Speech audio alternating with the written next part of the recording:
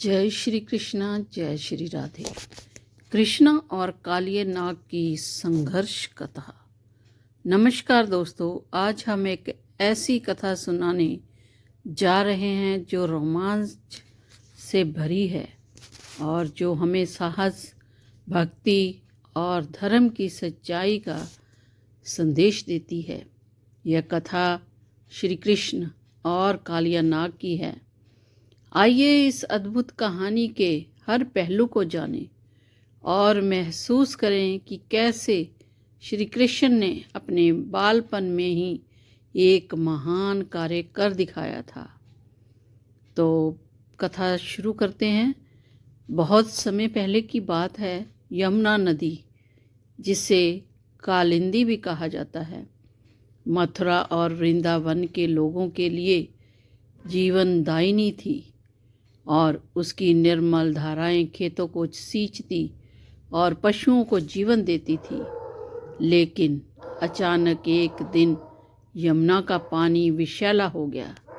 नदी के किनारे मरते हुए पशु और झाड़ियों से मरी हुई मछलियां दिखने लगी। गांव के लोग भयभीत हो गए। इस विष के पीछे या था कालिया नाग। यह एक भयंकर नाग था जिसके फन से जहर टपकता रहता था। कालिया ने यमुना नदी के एक हिस्से में अपना डेरा डाल लिया था और उसके जहर से नदी का पानी पीने लायक ही नहीं बचा था। वृंदावन के लोगों ने भगवान से प्रार्थना करी कि उन्हें इस संकट से मुक्ति मिले। तो एक दिन श्री कृष्ण अपने ग्वाल मित्रों के साथ खेल रहे थे।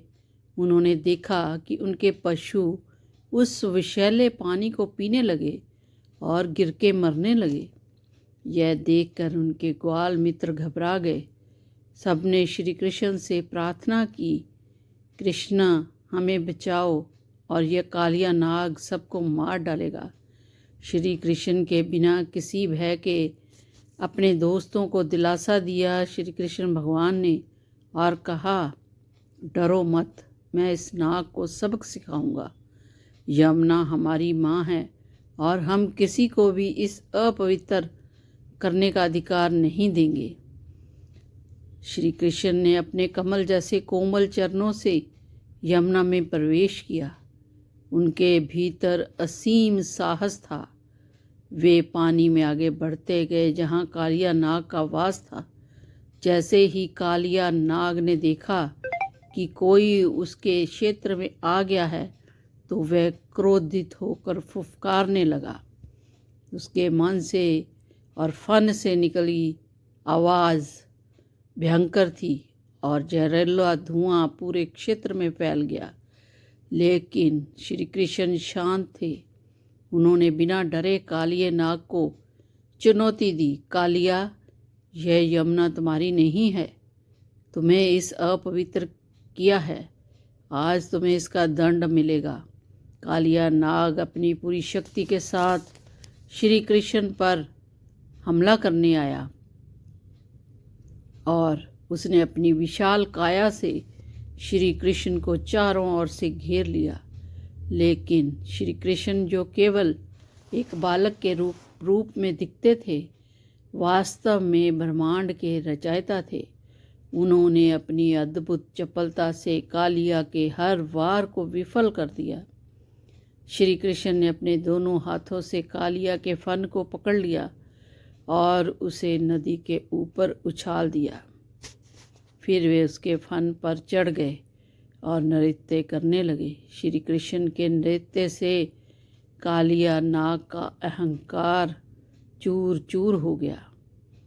उनके चरणों की चोट से उसका जहर और विष शक्ति खत्म होने लगी। तो जब कालिया की पत्नियों ने देखा कि उसका अंत निकट है तो वे श्री कृष्ण के चरणों में गिर गई। उन्होंने हाथ जोड़कर प्रार्थना की, हे प्रभु, कृपा करें, यह हमारा अपराध है। हमने कालिया को सही मार्ग पर नहीं चलने दिया और इसे क्षमा कर दें। यह आज से कभी भी किसी को कष्ट नहीं देगा। श्री कृष्ण ने उनकी प्रार्थना सुनी और कालिया को चेतावनी दी कि इस नदी को छोड़कर तुरंत यहाँ से चले जाओ और कभी वापस मत आना।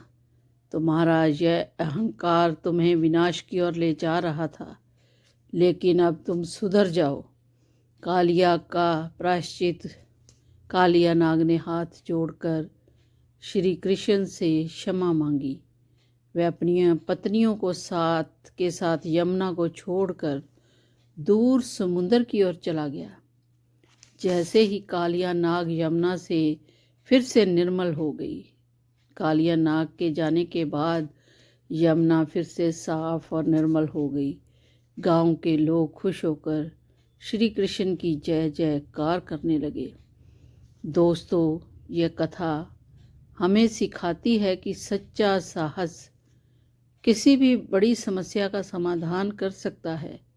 श्री कृष्ण केवल एक बालक थे, लेकिन उनका आत्मविश्वास और धर्म के प्रति समर्पण इतना मजबूत था कि उन्होंने विषैले नाग को भी पराजित कर दिया। यह कथा यह भी बताती है कि जब आप गलत रास्ते पर जाते हैं तो केवल अहंकार का नाश होता है, लेकिन अगर आप पर सुधर जाएं तो आपको क्षमा मिल सकती है। तो यह कृष्ण और कालिया नाग की संघर्ष की कथा। क्या आप भी कल्पना कर सकते हैं कि यह क्षण कितना अद्भुत होगा जब श्री कृष्ण अपने नन्हे पैरों से नाग के फन पर नृत्य कर रहे थे। ऐसी ही कथाएं हमें धर्म, साहस और करुणा की गहरी शिक्षा देती है।